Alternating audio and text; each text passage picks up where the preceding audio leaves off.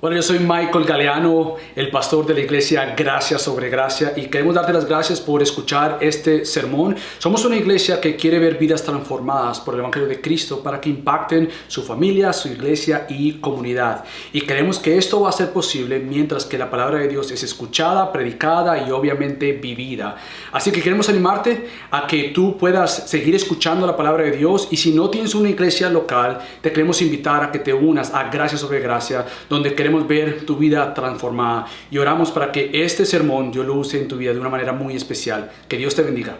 En cuanto a corresponde mi llamado a predicar, y hemos tenido a pastores, bueno, tuvimos al pastor Winston la semana pasada y hoy tenemos con nosotros al pastor Luis Méndez, que déjame cómo introducirlo a pastor Luis Méndez y a Vilma, su esposa.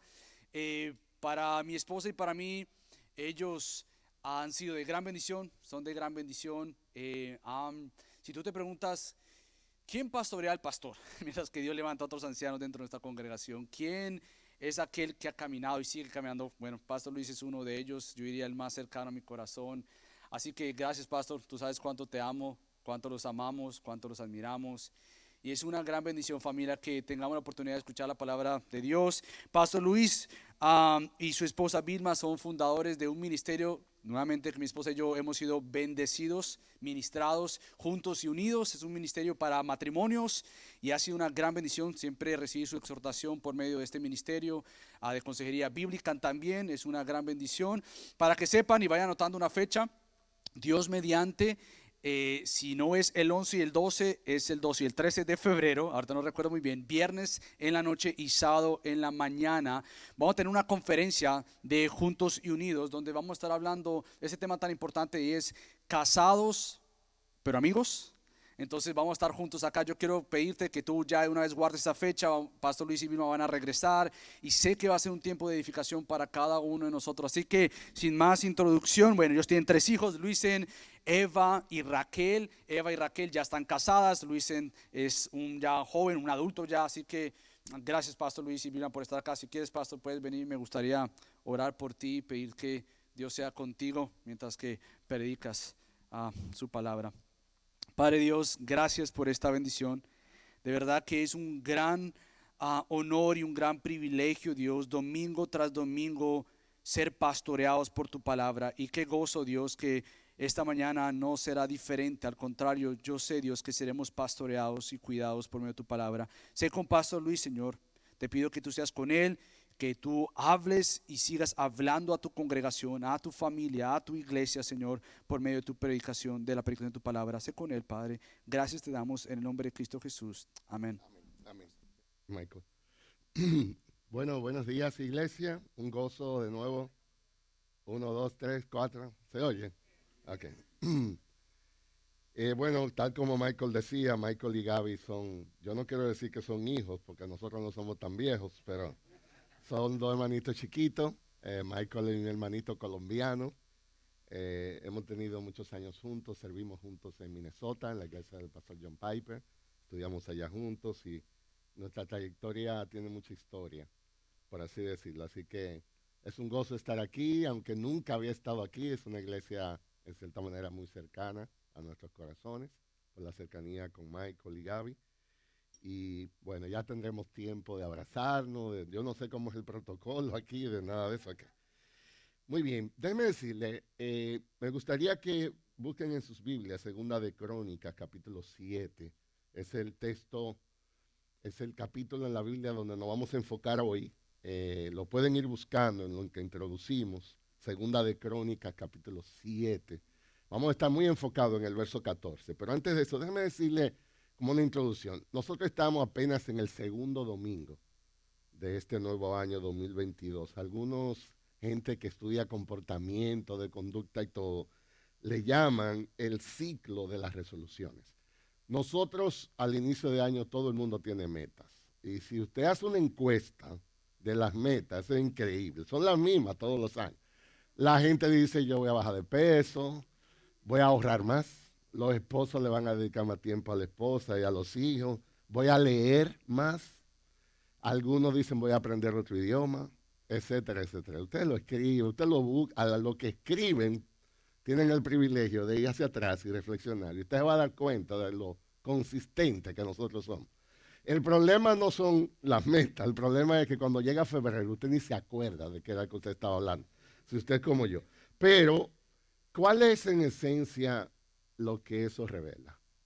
Bueno, todos nosotros tenemos aspiraciones. Todos nosotros, en el fondo, anhelamos profundamente la idea de crecer, y más específicamente, poniendo un término bíblico, todos nosotros anhelamos ser bendecidos. Es un anhelo del alma que todo ser humano posee, porque nadie, absolutamente nadie, en su sano juicio, se va a levantar una mañana deseando que todo le salga mal. Yo no creo que una persona bien de la cabeza se va a levantar y decir, este es un buen día para un buen problema. Yo lo dudo. El problema, ¿cuál es? El problema es que a veces le llamamos bendición a cosas y situaciones que no resultan ser tan buenas en el futuro. Nosotros somos muy simples muchas veces para usar el término bendición. Usamos bendición como creyentes, incluso muy superficiales, porque a veces estamos tan enfocados en el momento que todo lo que para nosotros es una bendición tiene que ser aquí, ahora, medible en el momento. Pero para que algo sea una real bendición, Dios siempre tiene que ser parte de esa ecuación. Dios tiene que estar ahí. Es Dios el único que puede garantizar que algo resulte realmente en bendición al final de la historia. Entonces, esta es la pregunta que yo intentaré responder en el tiempo que vamos a estar juntos. ¿A qué llamamos nosotros ser bendecidos por Dios? ¿A qué es que nosotros le llamamos bendición? Déjeme citar un par de versos que nos van a ayudar en este journey que vamos a hacer esta mañana. Proverbios 10:22, solo lo voy a citar, escuchen, dice, bendición del Señor es la que enriquece, pero no añade tristeza con ella. Ese es un texto muy importante, porque hay gente que dice, pastor, qué bendición, me subieron el empleo y me promovieron. Y yo digo, en serio, o sea, ¿pero qué conlleva eso? Bueno, entonces ahora voy a viajar más y a veces, o sea, que tú vas a faltar a la iglesia, si es alto, entonces tampoco vas a poder estar con los niños en lo devocional. Entonces la pregunta mía, entonces, ¿por qué que tú dices que es una bendición? O sea, tú estás enfocado únicamente en lo económico, pero tú no estás midiendo las repercusiones de... Entonces nosotros a veces somos tan simples.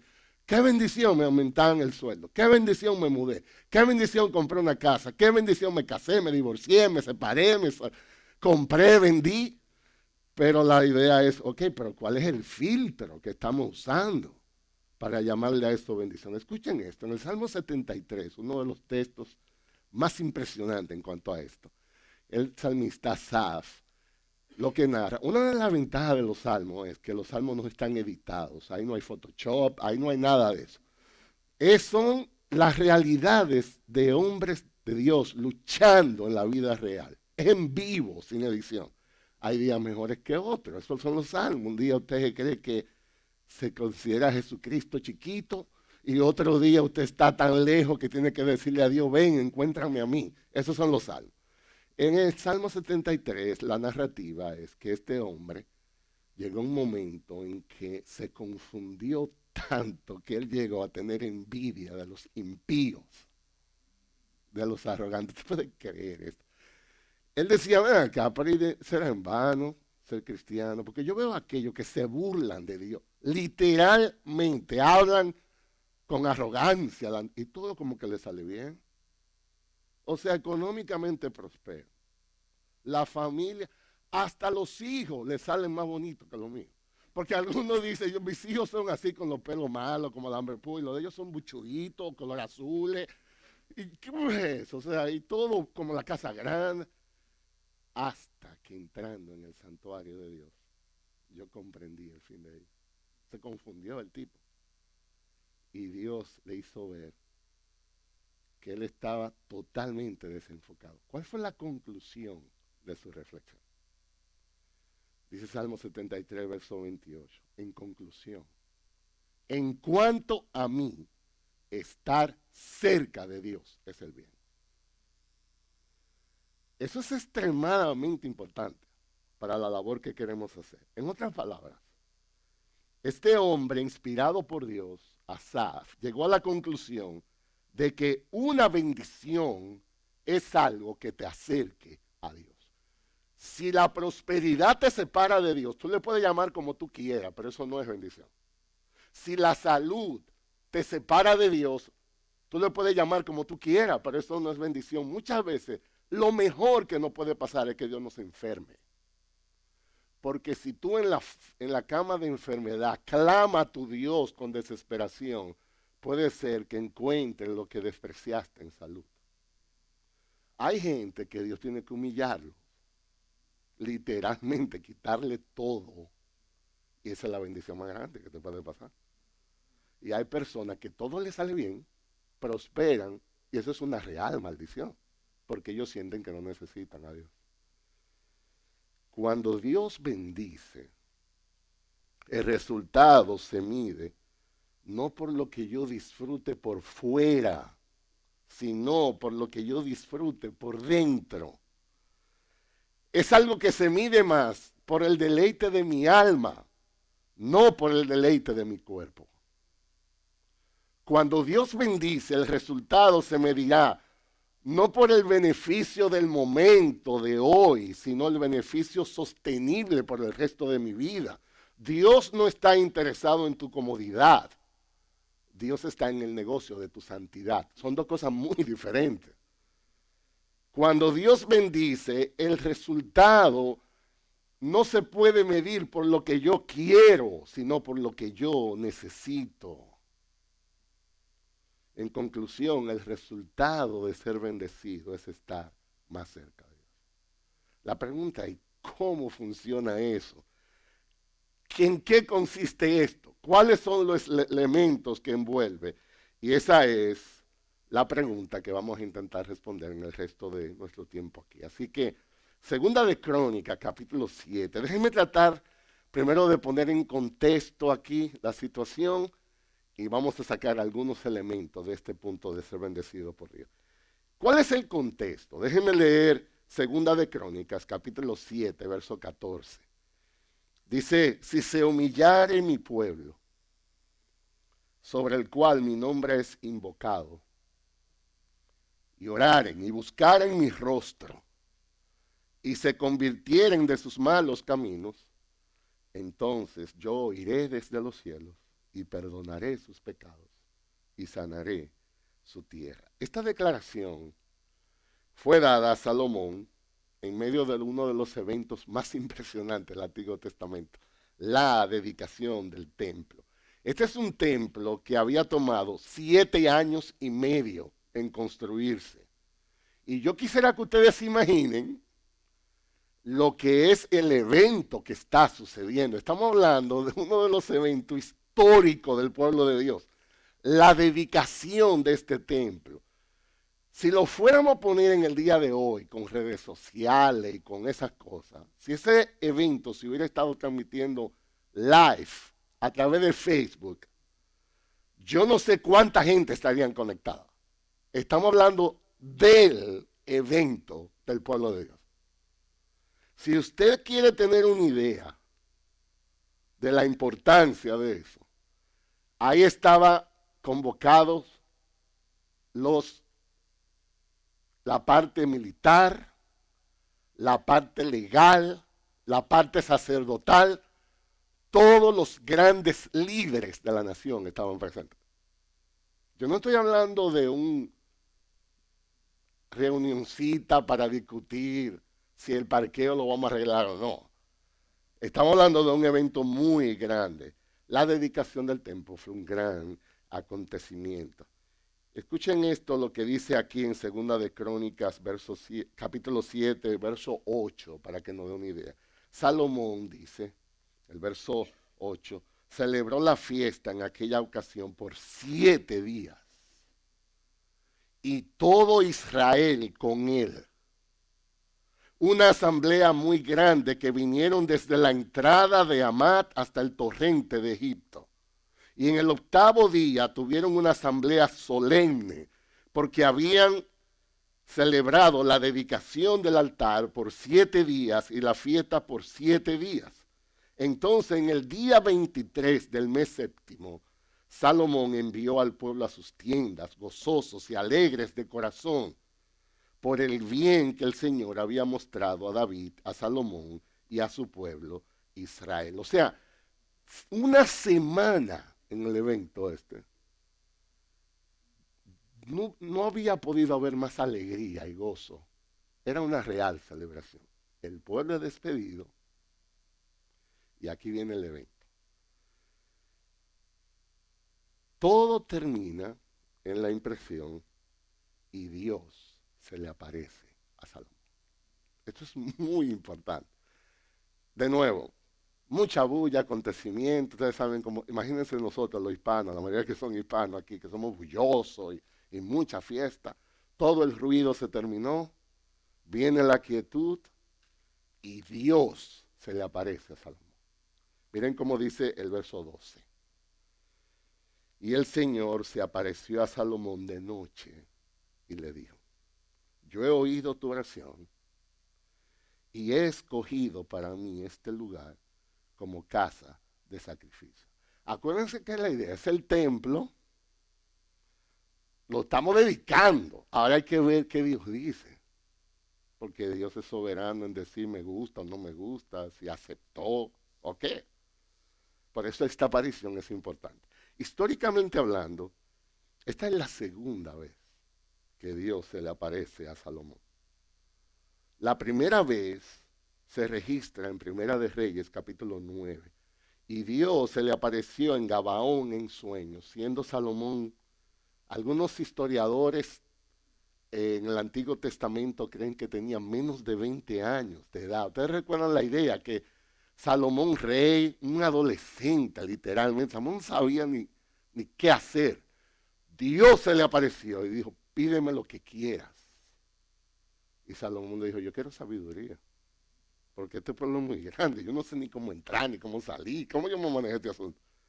Esa fue aquella vez, y Dios se agradó tanto que Salomón le pidió sabiduría y no dinero, y no fama, y no poder, que lo hizo uno de los hombres más sabios que había en el punto. Una de las historias más fascinantes es eso de Salomón, como Salomón dice que el pueblo temía al ver la sabiduría que Salomón tenía. Ustedes, hay una historia muy famosa de que habían 2 mujeres con 2 bebés pequeños, pobres. Parece que se acostaron en la misma cama y de noche una de las madres durmiendo ahogó su bebé. Y ella se dio cuenta y le cambió el bebé a la otra. Pero mamá es mamá. Cuando se despertaron, la mamá dijo: no, ese es mi hijo. Le dijo: no, es el tuyo es el muerto, el mío, el tuyo, y se armó un lío. En los tiempos antiguos, si un caso no se resolvía, llegaba al rey. Y le llevaron el caso al rey, Salomón. ¿Qué tan sabio era Salomón? Dijo: ¿cuál es el problema? No, que el tuyo es el mío, que el niño tuyo, el mío, el tuyo. Vamos a resolver esto sencillo. Préstenme una espada. Partan el niño por la mitad. Y una dijo: pártanlo. Y otra dijo: no. Yo prefiero que usted se lo dé a ella, pero no le hagan daño al bebé. Tú eres la mamá. Y cuando el pueblo veía eso, decía que temía a Salomón de tanta sabiduría que él tenía. Luego Salomón se apartó, obviamente, hizo muchísimas cosas, pero era sabio. Esa fue la primera vez. Ya Salomón siendo adulto, ya con experiencia de Estado, ya habiendo desarrollado muchísimo de los propósitos del pueblo de Dios bajo su gobierno, está la dedicación del templo. Muchos años han pasado y Dios se le aparece otra vez a Salomón. Dios quiere enviarle un mensaje al pueblo ahora. Esto es muy importante para nosotros porque la esencia es lo que estamos estudiando. ¿Cómo es que Dios bendice? ¿Qué es lo que Dios espera? ¿Qué es lo que Dios promete? Dios quiere comunicarle al pueblo 2 cosas. Una, está bien, he recibido la ofrenda y he decidido que voy a habitar en el templo que han construido para mí. Acepto la idea. Recuérdense, 7 días en la dedicación del templo. Y lo primero que Dios quiere decirle a Salomón, está bien, recibo el templo, habitaré ahí. Pero lo segundo que Dios quiere decirle, hay algunas condiciones que yo quiero poner como parte de mi gobierno soberano. En otras palabras, Dios le quiere decir a Salomón, hay una dinámica aquí, que yo quiero que el pueblo entienda cómo es que esto va a funcionar. Yo quiero residir con ustedes. Yo voy a mostrar mi presencia entre ustedes, voy a bendecirles. Pero hay una conducta que yo espero de ustedes. Hay una actitud, un estilo de vida. Dios les advierte que si hay una desobediencia a su palabra, eso va a traer consecuencias importantes sobre sus vidas. Y luego Dios establece las condiciones necesarias para que esto sea revisado. Yo quiero que leamos el verso 13 y 14. Y esto es lo que nos vamos a ocupar de desempacar en el resto de la mañana. Dice Dios a Salomón como un instrumento para comunicar al pueblo. Esto es lo que quiero decirte, Salomón. Si yo cierro los cielos para que no haya lluvia, o si mando la langosta a devorar la tierra, o si envío la pestilencia entre mi pueblo, y se humilla mi pueblo sobre el cual es invocado mi nombre, y oran, y buscan mi rostro, y se vuelven de sus malos caminos, entonces yo oiré desde los cielos, perdonaré su pecado y sanaré su tierra. Lo que yo quiero que consideremos aquí es cuál es el método que Dios usa para derramar una verdadera bendición. ¿Cuál es la dinámica? ¿Cuáles son los elementos que envuelve? Esta es una exhortación que Dios le está dando a Salomón, pero no es para Salomón únicamente. Es para todo el pueblo. Y obviamente esto no es una receta. Dios no está obligado ni ha prometido hacerlo siempre así. Pero es importante que podamos revisar cuáles son ordinariamente, regularmente, cuáles son las condiciones sobre las cuales Dios derrama su bendición espiritual. Nosotros necesitamos entender, y más que entender, procurar con diligencia cuáles son las condiciones sobre las cuales Dios bendice a su pueblo. Así que lo que quiero hacer es dos cosas. En primer lugar, considerar qué es lo que Dios demanda y segundo, qué es lo que Dios promete. Esto no es muy complicado. Son dos cosas muy sencillitas. ¿Qué Dios demanda de nosotros para bendecirnos? ¿Y qué es exactamente lo que Dios promete como una bendición? Así que vamos a la primera parte del texto, la demanda de Dios. Hay 4 aspectos aquí en el texto que Dios señala que son la atmósfera espiritual sobre la cual Dios derrama su bendición. Primero es un llamado a la humildad. Dice el verso 14, si se humillare mi pueblo, sobre el cual mi nombre es invocado. Y una idea expresada aquí es humillarse, es ponerse bajo la autoridad de otro.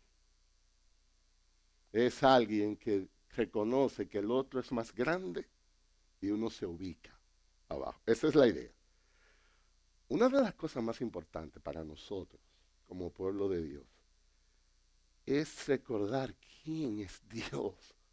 A veces nosotros tenemos una idea como de que Dios es como un Santa Claus. ¿Usted ha visto esos Santa Claus en Navidad que están en los malls, en las tiendas? Son unos viejitos que hay que ayudarlo hasta para pararse. Y la gente se tira fotos y le tienen compasión. ¿Cómo es que tú ves al Dios de la Biblia? ¿Cuál es la imagen que tú traes a tu mente cuando tú piensas en Dios? La teología de Dios marca nuestras vidas. Esa es una de las teologías más importantes, que de hecho se estudia oficialmente en los seminarios, en la iglesia. ¿Qué dice Dios de Dios? ¿Cómo es que Él se describe a sí mismo? Él es un Dios grande. Él es un Dios soberano. Él es un Dios eterno. Él es un Dios majestuoso. Su poder es tan grande que Dios sustenta lo creado con su palabra. Dice la Biblia que ni los cielos de los cielos pueden contener su grandeza. Digo, yo no sé cuál es la imagen que tú tienes en tu mente de Dios. Déjame ayudarte. Yo quiero por un momento que busquemos a Isaías capítulo 40. Déjeme decirle, yo estoy aquí motivando, esto no es nada exhaustivo. Mi sincero deseo es que usted se vaya para su casa y usted escudriñe todas estas cosas. Y la idea es esta: ni tú ni yo vamos a ser humildes si no vemos a Dios en su grandeza. Porque si tú crees que Dios es como un compañero de trabajo tuyo, o como un amiguito, un pana full, no estamos entendiendo. Miren Isaías 40. Estas son pinceladas. Ok. Dice Isaías 40, verso 12. ¿Quién midió las aguas en el hueco de su mano? Con su palmo tomó la medida de los cielos. Con 1/3 de medida calculó el polvo de la tierra. Pesó los montes con la báscula y las colinas con la balanza. O sea, vamos a medir los cielos. No más o menos con la palma en la mano de Dios. O sea, y nosotros para medir el solar aquí, tenemos que... Verso 13. ¿Quién guió al Espíritu del Señor? O como consejero suyo le enseñó. O sea, alguno de nosotros recibió un email de Dios diciendo, yo no estoy confundido, ¿cómo es que vamos a gobernar la tierra? Te invitaron a esa reunión. Verso 14, ¿a quién pidió consejo? ¿Quién le dio entendimiento? ¿Quién le instruyó en la senda de la justicia? ¿Le enseñó conocimiento? ¿Le mostró el camino de la inteligencia? He aquí, dice el verso 15, las naciones son como una gota en un cubo y son estimadas como un grano de polvo en la balanza. He aquí, él levanta las islas como al polvo fino. Todas las naciones ante él son como nada. ¿Cómo así nada? Menos que nada. E insignificantes son consideradas para él. No lo sabéis. Dice el verso 21. No lo habéis oído. No lo han anunciado desde el principio. No lo habéis entendido desde la fundación de la tierra. Él es el que está sentado sobre la redondez de la tierra, cuyos habitantes son como langostas. Él es el que extiende los cielos como una cortina, los cielos como una cortina, y lo despliega como una tienda para morar. Verso 23, Él es el que reduce a la nada a los gobernantes y hace insignificante a los jueces de la tierra. Verso 25, ¿a quién pues me haréis semejante para que yo sea su igual? Dice el santo. Uno de los problemas de nosotros es que no tenemos como las dimensiones claras. Cuando decimos Dios es Dios y tú y yo estamos aquí. Por ejemplo, yo pienso mucho en la creación de Dios.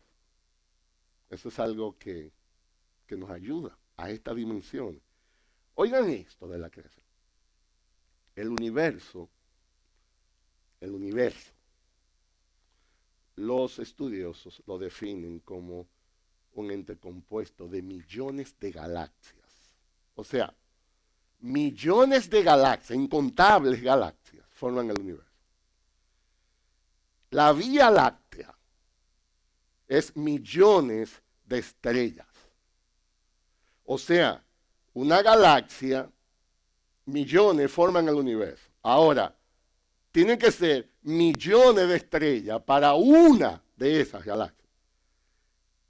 Vamos a seguir bajando. El sistema solar, que es un puntico en la Vía Láctea, un puntico de eso, tiene 8 planetas conocidos. Uno de esos planetas es la Tierra. ¿Te va entendiendo la escala? Tierra, sistema solar, el sistema solar un puntico en la Vía Láctea un puntico en una galaxia y millones de galaxias del universo. Y hay gente que cree que tiene mucho porque tiene un solar. Y se cree poderoso. Ahí es que está el problema de nosotros. Cuando nos hacemos conscientes de lo que Dios es, entonces eso es lo que sensibiliza el alma para ubicarnos. Somos simples mortales. Y eso debe producir temor, eso debe producir reverencia, eso debe producir en nosotros santa humillación. Ahí está el punto. La humillación no se experimenta a menos que tú veas la grandeza de Dios y la pequeñez nuestra.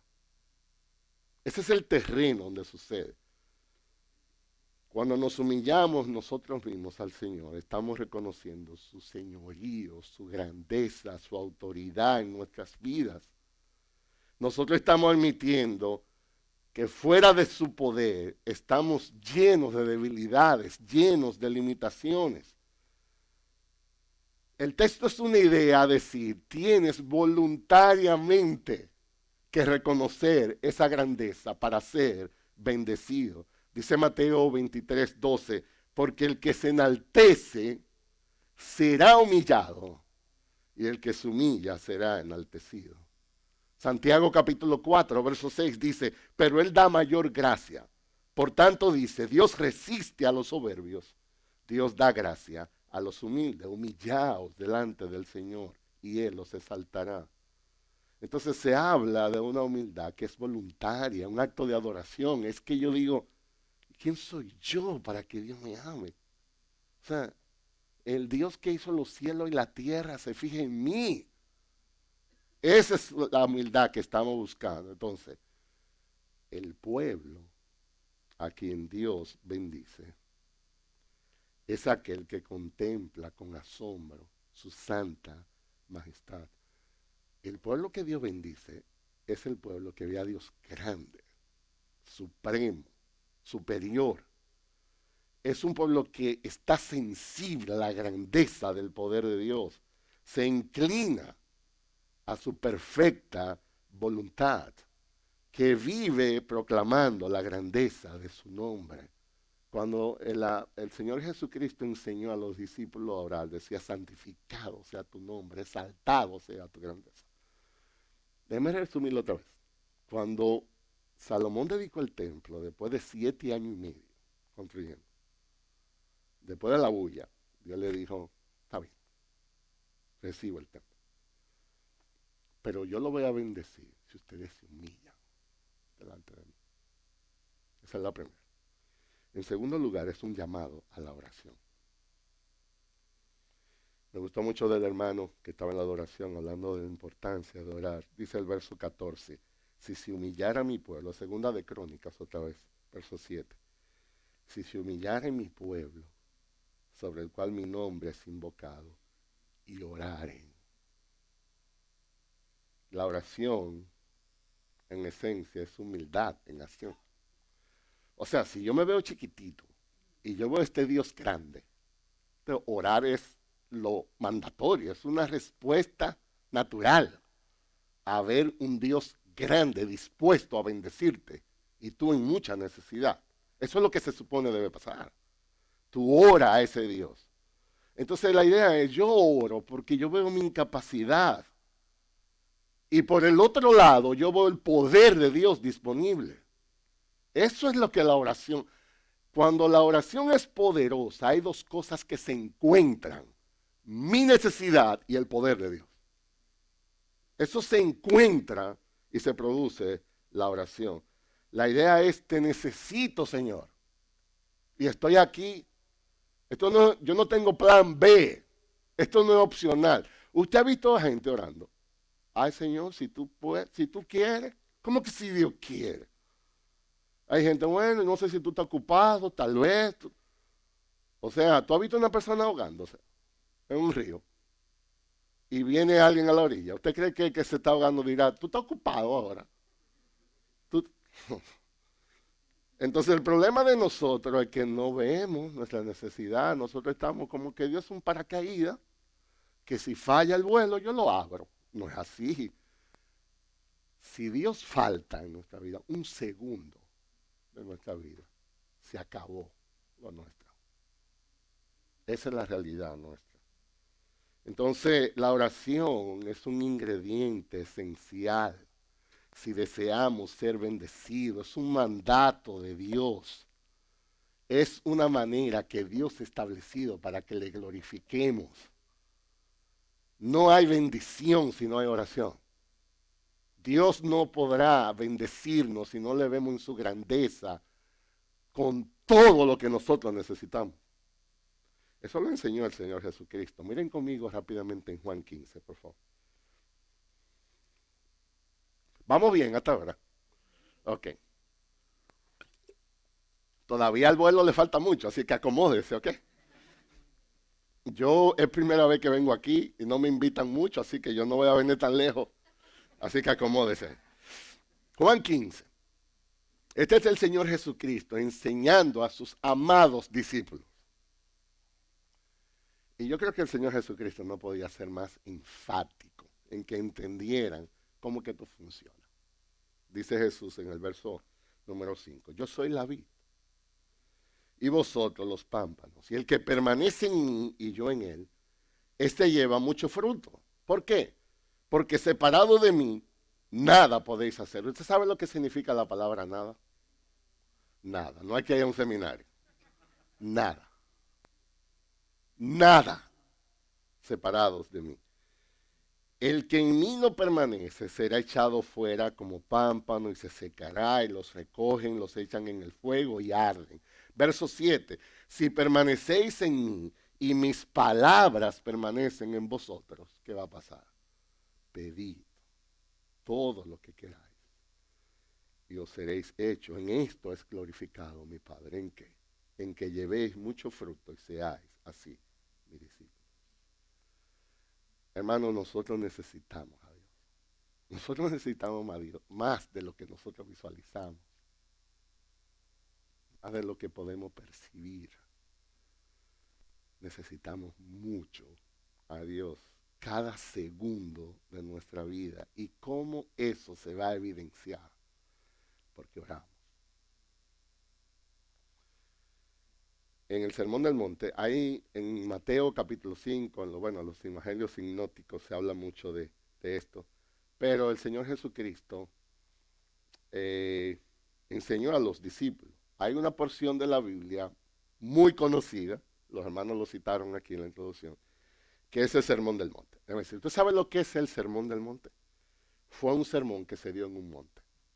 Eso es. El punto es que fue el mejor sermón que se ha predicado, porque fue el mejor predicador del mundo que lo dio. Y ahí está todo lo que es un cristiano. Y una de las porciones del Sermón del Monte, en Mateo 6, dice, y cuando oréis, no dice y si oras, sino cuando oras. Porque se asume que tú vas a orar. Yo creo que si a uno la persona le dice, mira mi hijo, cuando te bañes, no dice si te bañas, porque digo, aunque algunos de nosotros a veces filmamos lo vale, pero la idea es, se supone que vas a bañarte en algún momento, a comer. La oración no se presenta en la Biblia como un buffet que tú le eliges si quieres. Jesús dijo, cuando tú ores, vas a orar así. Porque yo creo que tú vas a tener que orar. Yo espero que tú ores. Dios sabe que nosotros tenemos necesidad. Déjame decirte, una de las cosas que impacta tanto en ese mismo Sermón del Monte, dice, y no oréis por vanagloriarte ni impresionar con palabrerías, porque ya Dios sabe de qué cosa tenéis necesidad antes que vosotros orar. Y yo, ¿cómo así? Sí, o sea, Dios sabe de qué cosa tú tienes necesidad. ¿Tú no has oído a algún hermano orando? Señor, ay, si tú supieras lo que nos está pasando. ¿Cómo que si Dios sabe lo que te está pasando, muchachos? Dios no solamente lo sabe, Dios lo mandó. Vea que entonces, ¿para qué oro si Dios sabe? Bueno, la oración no es para informar a Dios. Algunos de nosotros creemos que oramos para que Dios esté informado de lo que está pasando. No, nosotros oramos para glorificar a Dios. Es totalmente diferente. Yo sé que Dios sabe lo que está pasando, pero yo quiero demostrarle a Dios que yo lo necesito. Yo quiero demostrarle a Dios que yo lo reconozco Yo quiero decirle a Dios, dependo de ti. Quiero clamar a ti, quiero que me ayude. Entonces, ¿queremos ser un pueblo bendecido? Tenemos que orar. Tenemos que orar en nuestros hogares, en nuestros vehículos, en nuestros trabajos, en nuestra habitación. Antes, durante, después.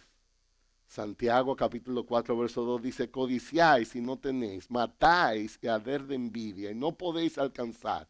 Combatís y lucháis, pero no tenéis porque no pedís. Juan 14, Jesús a sus discípulos, y todo lo que pidiereis al Padre en mi nombre, yo lo haré, para que el Padre sea glorificado en el Hijo.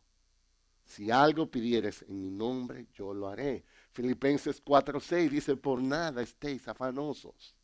No te afanes tanto. Entonces, ¿qué hago? Sean conocidas vuestras peticiones delante de Dios. Con toda oración, ruego, acción de gracias. Muchas cosas pueden ser dichas acerca de la oración. Pero en vez de hablar de la oración, lo que tenemos que hacer es orar. No es hablar tanto, es orar más. Entonces, un pueblo a quien Dios bendice es un pueblo que habla continuamente con Él. Es un pueblo que practica una vida activa de oración. Está consciente de su gran necesidad de Él. Por eso lo busca en todo tiempo. Es un pueblo que reconoce que Dios es más glorificado cuando somos más dependientes de Él. Por eso le mostramos nuestra agonía, nuestra dependencia, con la expectativa de recibir mucho de Él. Cuando Dios se le apareció a Salomón, después de la dedicación del templo, le dijo, yo recibo, voy a habitar entre ustedes, pero oye bien, si se humillan, si oran, y en tercer lugar, también le dijo, es un llamado a la devoción. Dice el verso otra vez, segunda de Crónicas 7, dice, si se humillaren mi pueblo, sobre el cual mi nombre es invocado, y oraren y buscaren mi rostro. Eso es interesante porque en el hebreo la palabra que se usa para orar es muy diferente a la que aquí se dice buscar en mi rostro. Son dos cosas diferentes que está indicando. Y la expresión se puede traducir como deseo. Es desear. Es un sincero deseo. Pero la idea aquí es llegar a una condición donde Dios es la prioridad número uno en nuestras vidas. Dios es realmente el deseo del corazón. Estamos enamorados de Dios. Esa es la idea. Enamorados de Dios. ¿Te has visto una gente enamorada? ¿Te has visto un muchacho enamorado? Él solamente quiere estar en la novia. Digo, los esposos también estamos enamorados. No voy yo me meter en rojo aquí. 30 y tantos años de casado y yo sigo enamorado de mi morena. Yo quiero estar con mi morena. Esto es sencillo. Yo amo mucha gente, yo quiero mucha gente. A mí me están llamando y dice el call ID, Michael Galeano. Y yo amo a Michael, pero yo, espérate, yo lo devuelvo ahora, Michael. Pero la morena, de una vez la morena, yo no juego con eso, ¿me entiendes? Si hay que irse de vacaciones, yo quiero mucho a Michael, pero yo no me voy a ir para Dubái con Michael. ¿Sabe cuál es el problema de nosotros, guardando la debida distancia y reverencia? Que no estamos enamorados de Dios. Ese es el problema. Está bien, puedo estar ahí un ratito, pero no es algo que yo desee. Yo no vivo pensando en eso. Yo no, cualquier cosa lo sustituye. Yo no veo esa compasión, como ese deseo no estamos enamorados de Dios. Cuando dice buscar mi rostro, quiere decir, es que me deseas, es que me busca, es que ninguna cosa resulta para ti ahora mismo más importante, más hermosa, más necesaria. Es una vida entregada a Él, disfrutarlo a Él. ¿Saben cuál es el problema a veces? Si nosotros somos sinceros, porque de esa puerta para acá, estamos hablando en familia aquí. Para algunos de nosotros Dios se vuelve aburrido. Y Dios no puede ser aburrido. Dios es el creador del universo. Dios no puede ser aburrido. Una vez, nosotros como pastores, cuando oraban por el pastorales en México, recordaba nosotros cuando nuestros hijos estaban pequeños, una vez tuvimos una transición, casualmente cuando nos fuimos a estudiar a Minnesota, y tuvimos una reunión. Nosotros somos dominicanos, cuando nos mudamos aquí a los Estados Unidos, nuestros hijos estaban 12 años, 13 y un varón de 7, y era una familia pastoral. Entonces yo pienso que como pastor le ponía mucha presión a mis hijos innecesariamente. Pero un día nos sincerizamos y yo quise hablar con mis hijos abiertamente, que disfrutamos. Y una de mis hijas me dijo, papi, ¿tú quieres que te sea sincera? El problema es que tú eres muy aburrido. Y, o sea, yo lloré mucho esa noche, pero es la mejor noche que hemos tenido. Papi, tú todo tú no te ríes, tú no juegas con nosotros, tú no sales porque yo era pastor con una presión. Y yo le dije, ¿sabes qué, mía? Primero te pido perdón y segundo, hay un error en mí porque no puede ser, porque Dios no es aburrido. Hay un fallo en mí. Porque nosotros debemos ser la gente que más disfruta este asunto. Porque lo más glorioso que existe es Dios. El problema es que yo estaba en legalismo, el problema es que yo estaba todo, no se hace, no se... Pero la idea es, Dios debe ser el ser más interesante del universo. Lo que más debemos disfrutar es a Dios porque nada es más grande que Dios. ¿Qué está pasando en el alma cuando Dios no tiene ese impacto en nosotros? Esa es la pregunta del $1.000.000. El verdadero tesoro de un hombre deberá ser medido por las cosas que busca. ¿Qué es lo que buscamos? ¿A qué es que le estamos dando la energía, recursos, tiempo y todo? Eso será, no hay que ser muy inteligente. Hablamos aquí de un pueblo que determina que no tendrá otros dioses fuera de Dios. Hablamos de un pueblo que va a decidir amarlo con una pasión que va más allá de un deber, sino un deleite. Ustedes saben que nosotros hacemos cosas por deber. A ver, nosotros trabajamos muchas veces y eso no es un asunto de cómo yo te sientes, es que te pagan por un empleo. Tú tienes que levantarte y tienes que coger para su oficina, no, porque es un sueldo. Pero cuando a ti te dan un día de vacaciones, que no tiene que trabajar, lo que decidas hacer opcionalmente, eso es tu deleite, porque no lo haces por deber. La pregunta ¿es Dios un ser que nos deleita? O sea, que no nos cansa. Esa es la pregunta. Uno de los problemas de nosotros es que hemos dejado de desear a Dios. Tenemos demasiado afanes en esta vida, demasiada competencia con el corazón. Todo desea un espacio en el corazón. Y hay demasiadas ofertas. Y cuando esa actitud se vuelve un patrón, la realidad del disfrute de Dios se pierde, es penoso, eso es muerto. Yo lo hago porque, imagínense, yo soy cristiano. Como me dijo una persona a mí, pastor, pero ¿qué usted quiere? Imagínense, nosotros somos cristianos. O sea que hay que estar en la iglesia. Y eso es lo que va a traer la gente de afuera. Ese es el evangelismo. Que la persona dice, mira, tú estás mal en la vida, tú tienes que buscar de Cristo. Ay, ¿cómo es eso? No, mira, nosotros somos cristianos, ahí más o menos. Estamos todo el tiempo. Y ese es el atractivo que tú me estás vendiendo. Ese aburrimiento. Tú estás loco. Entonces, ¿qué es lo que consume el corazón? Porque oye esto. Dios solo acepta el primer lugar en el corazón. Dios no va a estar contento si es el vicepresidente en la empresa de tu vida. Dios quiere ser el CEO de tu vida. Dios no va a estar contento con ser la primera finalista en el concurso de belleza de nuestra vida. Quiere ser la reina del concurso. Dios quiere ser lo primero en nuestro día, lo primero en nuestros anhelos, lo primero en nuestros sueños, lo primero en nuestros recursos. Menos de ahí, Dios no acepta. Número uno, Dios quiere ser. Y si eso falla, vamos a tener problemas nosotros. Nosotros que somos consejeros matrimoniales, a mi esposa y yo siempre le decimos a los matrimonios, oye bien, Yo le digo a ella, ya sea en consejería prematrimonial o ya estando casado, le digo, mira bien, querida hermana, lo mejor que te puede pasar a ti es que tu esposo ame a Dios más que a ti. Porque si él te coloca a ti en ese lugar, tú te conviertes en un ídolo. Y nos metimos en problemas. Todo lo que tú ames más que a Dios, no importa que sea legal, es un ídolo. Y eso distorsiona el sistema. La razón por la que puedo amar a la esposa bien, a los hijos bien, a la iglesia bien, a los vecinos bien, es porque amo a Dios primero.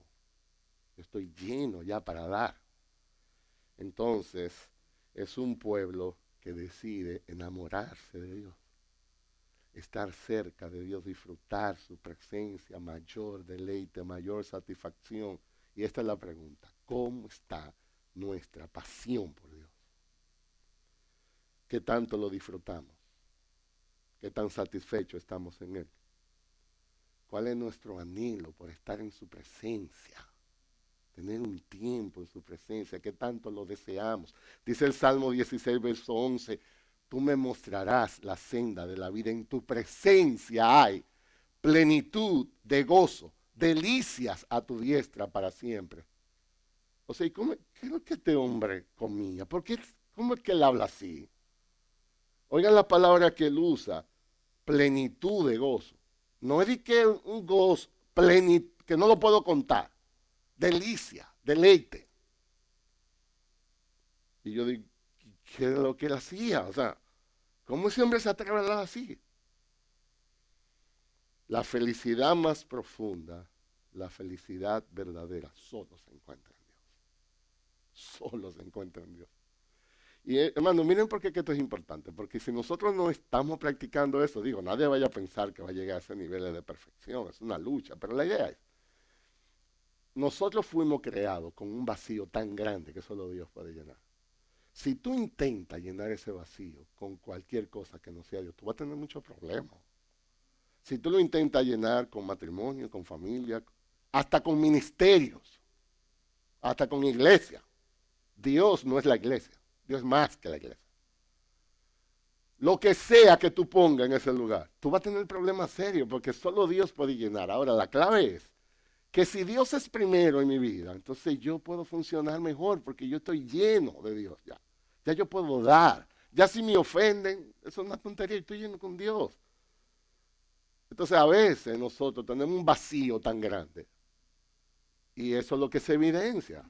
Por ejemplo, si usted tiene 2 días sin comer y usted está en un sitio y viene una persona con un pollo horneado y el olor a pollo, ¿qué usted cree que va a pasar?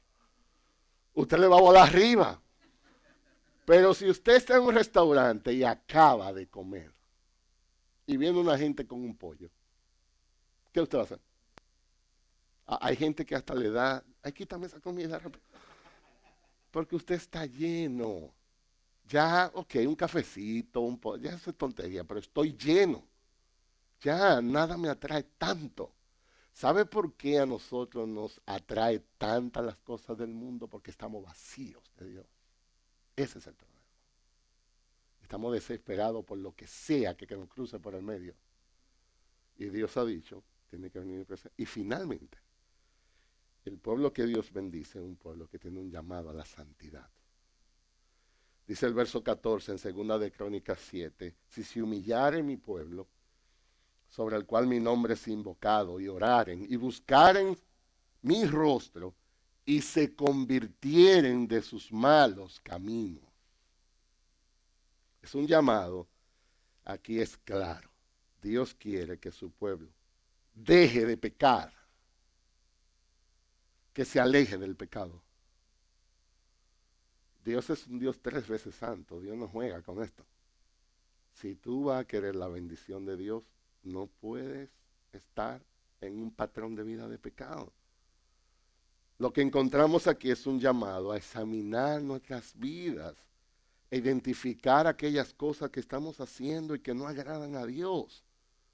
Cosas que no están consistentes con la voluntad de Dios que conocemos. Y una vez que esas cosas son identificadas, es fuego hacia esas cosas, deben de ser eliminadas de nuestras vidas. Los pastores del siglo XVI, los puritanos decían, o tú matas o el pecado te mata a ti. Eso es una lucha a muerte. Ahí no hay mediación, ahí no hay consideración. O tú matas el pecado te va a matar a ti. En realidad, si lo consideramos más detalladamente, el ciclo, la secuencia, es lógica.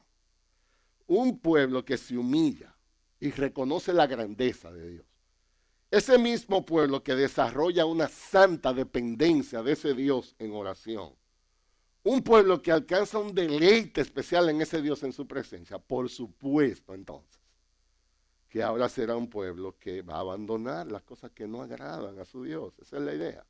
Y cada vez más su relación con Dios es más real, más cercana, más deleitosa, más santificante. Dios quiere un pueblo que practique el arrepentimiento. El problema no es pecar. Todos vamos a pecar. El asunto es, tú resuelves rápido eso. Y tú te ves frente a ese Dios y dices, para allá no sigo. Esa es la actitud que Dios espera de su pueblo. Nosotros entonces, antes de que una bendición de Dios pueda ser derramada, el pueblo debe estar limpio. Debe estar practicando el arrepentimiento a todos los niveles. Señores, recuérdense la idea. Esta gente se gastan 7 años y medio consiguiendo este templo, una semana celebrando. Dios le dice a Salomón, después que todo el mundo se va, ok, acepto la dedicación. Pero oye bien, si ustedes quieren mi bendición, ustedes van a tener que, primero, humillarse. Segundo, van a tener que orar. Tercero, van a tener que deleitarse en mi presencia. Y lo segundo, ustedes van a tener que apartarse de los caminos. Isaías 55:7 dice, deje el impío su camino, el hombre inicuo sus pensamientos, y vuelva hacia Jehová, el cual tendrá de qué? Misericordia, al Dios nuestro, el cual será amplio en perdonar. Ezequiel 18:31, echad de vosotros todas vuestras transgresiones, todos vuestros pecados, haced un nuevo corazón, un espíritu nuevo. ¿Por qué vas a morir, casa de Israel? Hechos 17:30, pero Dios, habiendo pasado por alto los tiempos de esta ignorancia, ahora manda a todos los hombres en todo lugar que se arrepientan. Arrepentirnos. Déjame decirle, yo le voy a dar un testimonio como pastor. Mi área como pastor es consejería. Ustedes saben que ahora el ministerio es como la medicina. Cuando yo era pequeño, y mi padre también me cuentan, allá en la República Dominicana, donde yo vengo, había el médico del pueblo. Ese tipo era cardiólogo, ginecólogo, pediatra, de todo. Pero ahora usted dice, yo soy médico, usted no está diciendo nada. ¿Médico de qué? Bueno, yo soy cardiólogo. ¿Cardiólogo de qué? Porque hay especialización, los ministerios también. Antes yo soy pastor, sí, pero ahora es pastor de qué? Porque hay muchas ramas. Mi área es consejería. Y yo le puedo decir un testimonio. Si yo no creyera que de verdad Dios está por bendecir su pueblo, yo jamás me dedicaría a esto. Sería falsedad venderle a la gente. Es que es verdad que Dios bendice. Dios bendice cuando un pueblo, una familia, un individuo se rinde ante Dios a una vida de santidad, a vivir una vida de dependencia de su gracia, orando el poder, la asistencia de Dios. Dios lo va a honrar, Dios lo va a honrar. La Biblia dice, bienaventurado a los limpios de corazón. ¿Saben por qué? Porque ellos van a ver a Dios. Entonces, Dios le dijo a Salomón, esta es mi demanda para ti. Yo quiero que sea un llamado a la humildad, un llamado a la oración, un llamado a la devoción y un llamado a la santidad. Eso es lo que Dios demanda. Y finalmente, ¿qué es lo que entonces Dios promete? Ahora viene el turno de Dios. Miren de nuevo conmigo aquí en el verso 14. Dice, si se humillare mi pueblo sobre el cual mi nombre es invocado, y oraren, y buscaren mi rostro, y se convirtieren de sus malos caminos, entonces yo, ahora habla Dios, quítate del medio ahora, es la idea. Es el turno de Dios. El Dios eterno, el Dios poderoso, el Dios omnisciente. ¿Qué dice Él? Dice, yo oiré desde los cielos. Y yo perdonaré sus pecados. Y yo sanaré su tierra. Déjenme dar alguna observación de esas tres cosas que Dios promete. Dice primero, Dios oiré desde los cielos. Dios escucha. Dios promete. Si tú te rindes tu vida para mí, como persona, como familia, como congregación, esto es lo que yo te prometo. Te voy a escuchar. Eso es una tremenda bendición. Esa es una de las muestras más grandes de amor que Dios puede hacer. Porque decir que Dios nos escucha es diferente a como nosotros usamos el término. Es decir, tú me puedes decir a mí, ay, pastor Luis, yo tengo que contarle algo, yo te voy a escuchar. Entonces tú me cuentas el problema que tienes. Esa no es el escuchar de Dios. Cuando Dios dice que Él escucha, mucho más que eso. Déjeme decirle, en los salmos se hace mucha referencia a este aspecto de escuchar, porque conllevaba para el salmista una bendición tan grande. O sea, el yo creer que Dios me escucha tiene una serie de implicaciones que es una gran bendición y nosotros necesitamos entenderlo. Miren conmigo el Salmo 20. Déjenme dar un par de ilustraciones de esto en la práctica, de qué quiere decir que Dios escucha, porque la idea es que Dios te ama. Cuando Dios dice te escucho, yo quiero que tú entiendas lo que está implicado. Por ejemplo, el rey David, siendo rey de Israel, una de las cosas que es interesante es que a veces en sus luchas, en sus dificultades como rey, él le pedía al pueblo que oraran por él. Y las cosas, y lo más interesante es exactamente lo que David le pedía al pueblo, que oraran por él. Mire aquí, por ejemplo, el Salmo 20, verso 1. Dice, que el Señor te responda en el día de la angustia. Que el nombre del Dios de Jacob te ponga en alto. Y la idea es, no eran pocos los días de angustia que pasaba David. Aflicción, desilusiones, depresiones, todo eso.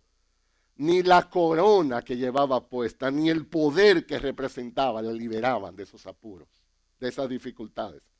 Y es interesante que el concepto de escuchar envuelve respuesta de Dios. La idea es, Dios escucha y es obligado en la ecuación decir, y Dios responde al que escucha. Por eso decían, oraban por él, que el Señor te responda en el día de la angustia. Es un escuchar que responde. Miren el verso 6 ahí en el Salmo 20. Dice, ahora conozco que Jehová salva a su ungido. Lo oirá desde su santo cielo con la potencia salvadora de su diestra. Ahí está la palabra otra vez.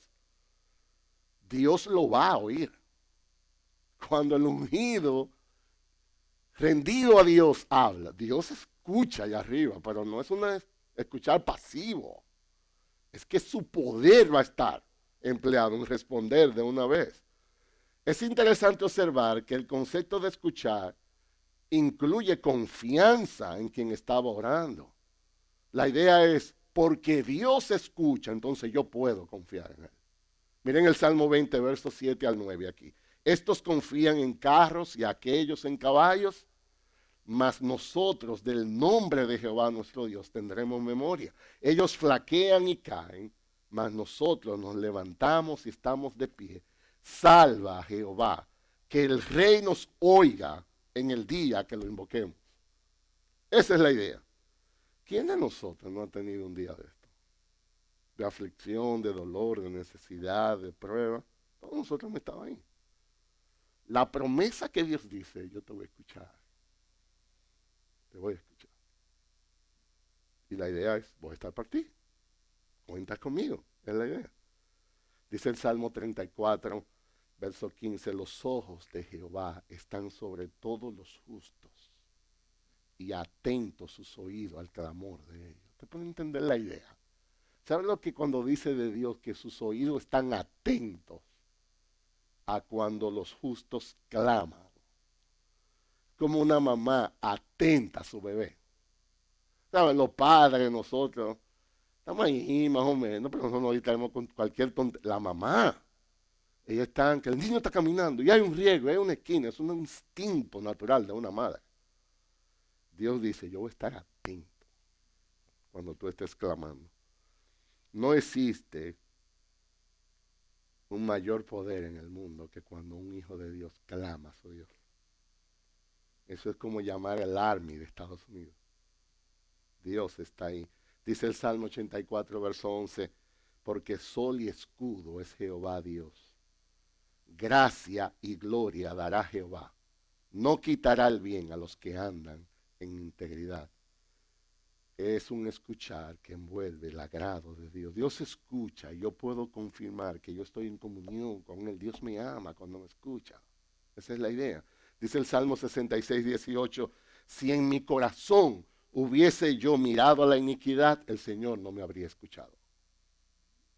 Entonces Dios escucha y es una confirmación, estoy bien contigo. Te escucho. Escucha, puedo confirmar que Él desea hacerme el bien. Pero en segundo lugar, no solo eso, lo que Dios promete. Dice también, yo escucharé desde los cielos y yo perdonaré sus pecados. Este es el Evangelio. Esto es lo que nosotros amamos. Esto es lo que proclamamos. Nosotros creemos un Dios que creó los cielos y la tierra, que ni los cielos de los cielos pueden contener su grandeza. Y en Jesucristo, cuando nosotros clamamos y confesamos nuestros pecados, Dios dice, te voy a perdonar. Eso es una promesa de Dios. Esto no solo significa que la oración es restaurada, sino que la comunión con ese Dios también va a ser restaurada. El Dios de poder nos recibe otra vez. Te perdono, dice Dios. Restauro mi comunión contigo. Nosotros necesitamos abrir el corazón delante de ese Dios, reconocer nuestros pecados, venir humildad a pedir perdón y restauración. Primera de Juan, verso 1, 9 dice, si confesamos nuestros pecados, Él es fiel y justo para perdonar nuestros pecados, para limpiarnos de toda maldad.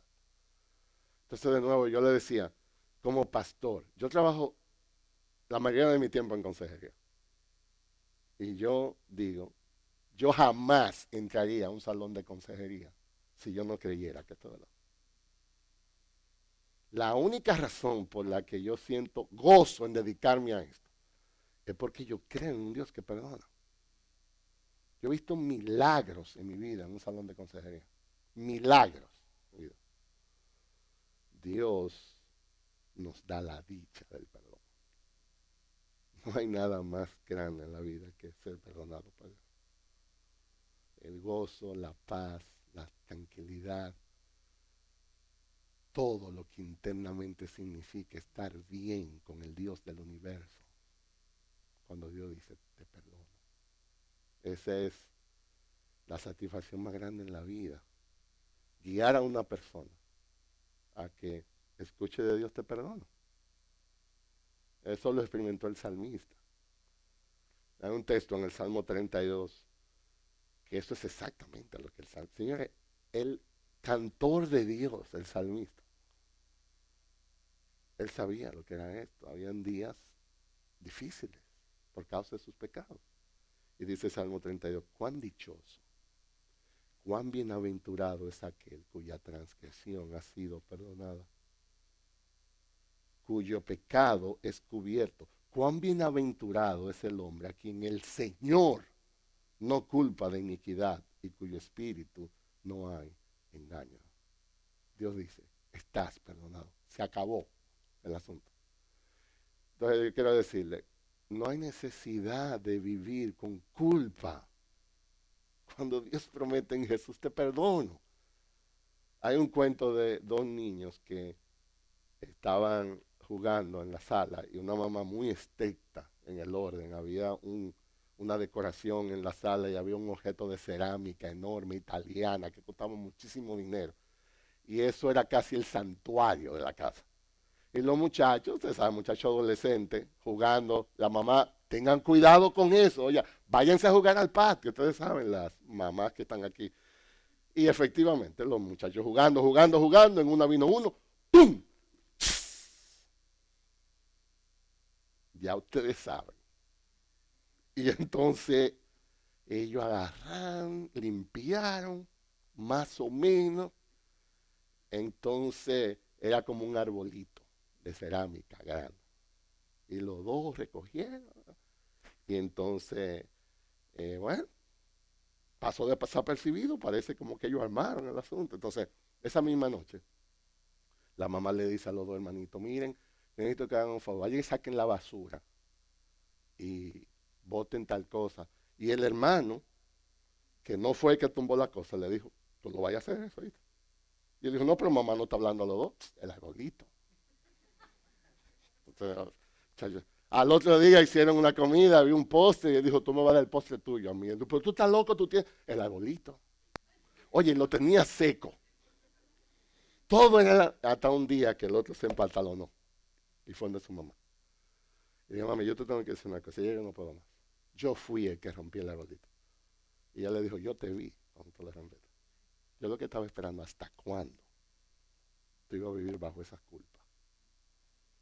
Mi hijo, te perdono. Entonces, ¿cuánto de nosotros está que el enemigo nos dice el arbolito?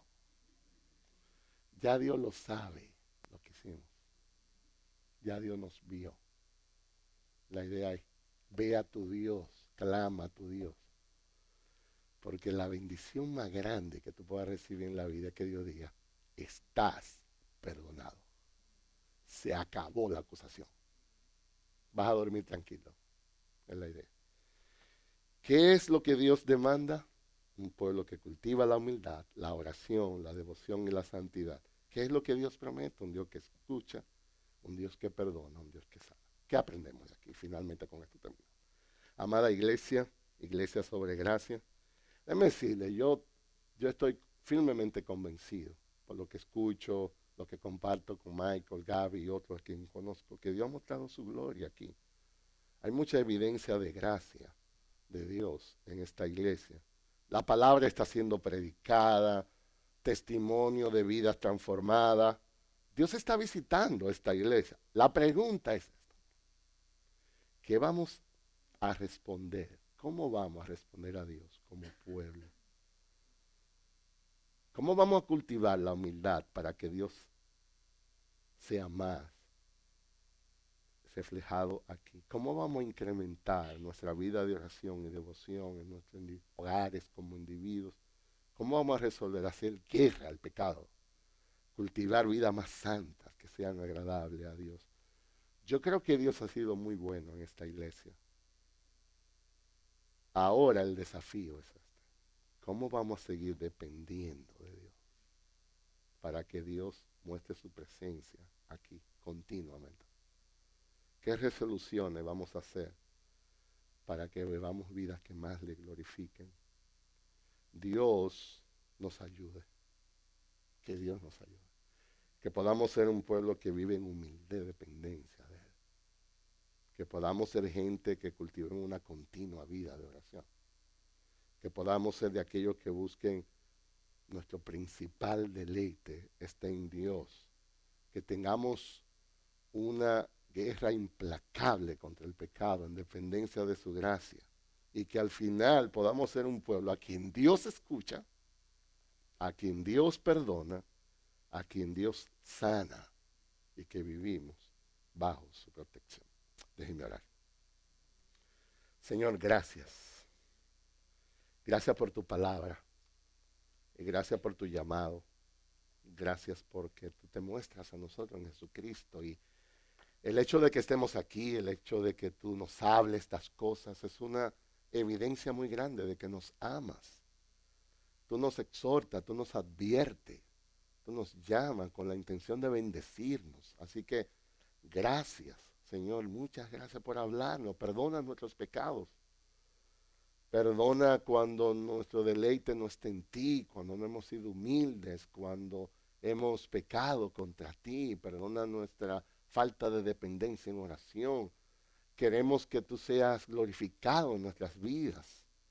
Ayúdanos para ponerte en el primer lugar en nuestras vidas. Líbranos de buscar satisfacción fuera de ti, en las miserias de este mundo. Ayúdanos a que nuestra vida esté escondida en Cristo. Y anhelamos tus promesas de que tú nos escuches, de que tú nos perdones, de que tú nos sanes, de que tú habites entre nosotros. No nos dejes salir de este lugar en la misma condición como hemos llegado hoy. En cambio, háblanos, exhórtanos, transfórmanos para la gloria de tu nombre. Oh Señor, danos tu bendición. Gracias por el regalo de tu palabra y te amamos en el nombre de Cristo.